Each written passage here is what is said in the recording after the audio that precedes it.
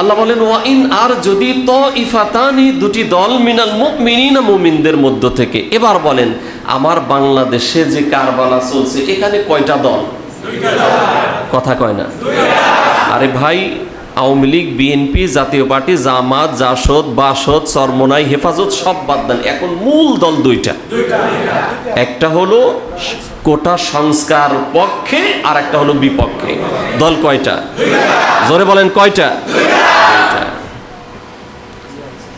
একটা পক্ষে আর একটা বিপক্ষে। মিনাল মুমিনিনা, আল্লাহ বলেন মুমিনদের মধ্য থেকে। সুবহানাল্লাহ। তাহলে দুই দলই মুমিন। দুই দলই কি? যারা বিপক্ষে তাদের কাফের বলার সুযোগ আছে? আর যারা পক্ষে তাদের বলা যাবে? তাদের তো বলা যাবেই না, তারা 100% যৌক্তিক আন্দোলন করছে, তারও দলিল দেয়া যাবে ইনশাআল্লাহ। আল্লাহ রাব্বুল আলামিন বলেন ওয়া ইন তাইফাতানি মিনাল মুমিনিনা, আর যদি মুমিনদের মধ্য থেকে দুইটা দল ইকতাতালু, যুদ্ধে লিপ্ত হয়। এবার বলেন যেই মারামারি হচ্ছে যুদ্ধের চাইতে কোনো দিক থেকে এটা কম নাকি? ও বন্ধু, কম তো দূরের কথা, আমার বয়স খুব বেশি না, আমি ভাষা আন্দোলন দেখি নাই, ৭১-এর স্বাধীনতার আন্দোলন দেখি নাই, তবে যতটুকু স্টাডি করেছি আর মুরব্বীদের থেকে শুনেছি, অনেক ক্ষেত্রে বর্তমান হায়েনাদের তাণ্ডব তাদেরকেও অনেক ক্ষেত্রে হার মানিয়েছে। ঠিক না? আমার বন্ধুগণ, আল্লাহ রাব্বুল আলামিন বলেন মুমিনদের মধ্য থেকে যদি দুইটা দল যুদ্ধে লিপ্ত হয়, আমাদের কি কাজ? আল্লাহ রাব্বুল আলামিন বললেন ফাসলিহু বাইনাহুমা, তোমাদের কাজ হলো তোমরা তাদের মাঝে ফায়সালা করে দাও, মীমাংসা করে দাও। কান সুবহানাল্লাহ। মুফাসসিরিনে কেরাম বলেছেন যদি কোনো জায়গায় মারামারি হয় দুইটা দলের মাঝে, তাহলে এই মারামারির বিচার করবে রাষ্ট্রীয় ক্ষমতায় যারা থাকে, শাসক গোষ্ঠী। কারা? কথা বুঝতেছেন? আচ্ছা, বুঝতে কষ্ট হয় না তো কোনো? আমার কথা না বুঝলে কিন্তু প্যাচ লাগবে, উল্টাটা মনে হবে। মুফাসসিরিনে কেরাম বলেছেন এই কথার ব্যাখ্যায়, এই আয়াতের ব্যাখ্যায় বলেছেন যদি দুইটা দলের মাঝে মারামারি হয়, তাদের মাঝে এই মারামারির সমাধান করবে রাষ্ট্রীয় ক্ষমতায় যারা থাকে, শাসক গোষ্ঠী। এবার বলেন এখন যেই দুই দলের মারামারি হচ্ছে, এক পক্ষে রাষ্ট্রীয় শাসক গোষ্ঠীও আছে না নেই? এই জন্য মুফাসসিরিনে কেরাম দ্বিতীয় স্টেপ দিয়েছেন, সেটা হলো যদি কোনো রাষ্ট্রীয় ক্ষমতায় থেকে শাসক গোষ্ঠী যুদ্ধে লিপ্ত হয় প্রতিপক্ষের প্রতি, তাহলে যদি তারা অন্যায় করে, তাদেরকে প্রথম কাজ হলো জনগণ তাদেরকে বুঝাবে। কি করবে? আমরা কি বোঝাচ্ছি না? বোঝাচ্ছি না? বলছি না? বলছি না? বলেন যে ছাত্রদের যৌক্তিক যে আন্দোলন এটা মেনে নেন, এটা আমরা বলছি না?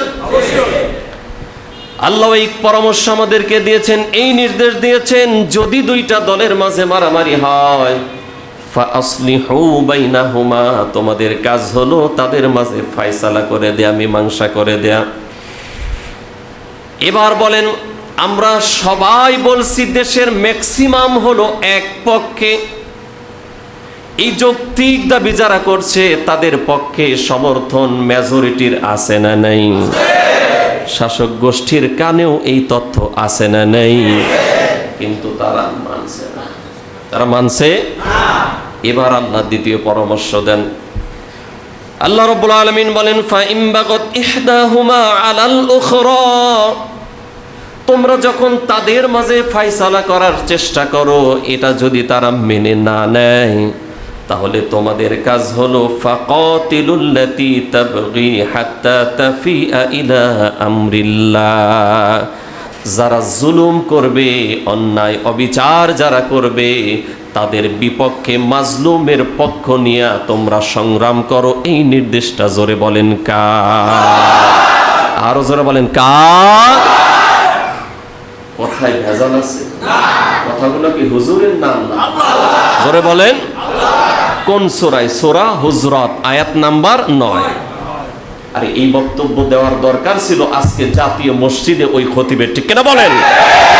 কিন্তু এই রকম দালালেরা কোনোদিন হক কথা বলার সাহস পায় না। আমার বন্ধুগণ খেয়াল করেন,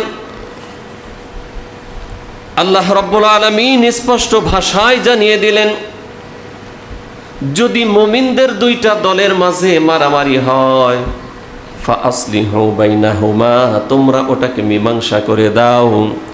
ফাইন বাগাত ইহদাহুমা আলাল উখরা, যদি তাদের ভিতর এক দল এই ফায়সালা মেনে না নিয়ে সুষ্ঠু সমাধানে না এসে আরেক দলের উপর জুলুম করে, ফাকাতিলু, তাহলে তোমরা সবাই মিলে তার বিরুদ্ধে সংগ্রাম করো। কথাকার। এবার খুব ভালো করে খেয়াল করতে হবে, এই কথাগুলো বলছেন কে? কাদেরকে বলেন? বলেন কাদের? আমাদেরকে বলছেন। এবার আমাদের দায়িত্ব কি বোঝা হয়েছে না? হয়েছে কিনা বলেন? আল্লাহর নামে শপথ করে বলছি, সবাই কান খুলে শুনে নেন, আমি আলী হোসাইন আপনাদেরকে কোরআনের মেসেজ পৌঁছে দিলাম। যদি এই সংগ্রাম এইভাবে চলতে থাকে, আমরা নীরব থাকি, আল্লাহর কাঠগড়ায় হিসাব দেওয়া। বলবেন কেউ বলে নাই, সুযোগ নাই। বলে দিলাম না কোরআনের দলিল দিয়া। এবার আপনার অবস্থান আপনি ঠিক করেন, কোথায় যাবেন। কারণ কথাগুলো আমার না, কথা কার? জোরে বলেন। আমার বন্ধুগণ, তাহলে প্রথম কথা ক্লিয়ার, মুমিনদের মাঝে দুইটা দল যদি মারামারি করে, তাহলে ওই সমস্যার সমাধান করবে রাষ্ট্রীয় ক্ষমতায় যারা থাকে, শাসক গোষ্ঠী। আর যদি মারামারির ভিতর শাসক গোষ্ঠী নিজেরাই জড়ায় পড়ে, তাহলে জনগণ তাদেরকে প্রথমত সতর্ক করবে। সতর্ক না হলে সম্মিলিতভাবে তাদের বিরুদ্ধে রুখে দাঁড়াবে। এই নির্দেশ কার? কথা ক্লিয়ার? কোনো ভেজাল আছে কথা? আল্লাহ কোথায় বলেছেন? সূরা হুজরাত আয়াত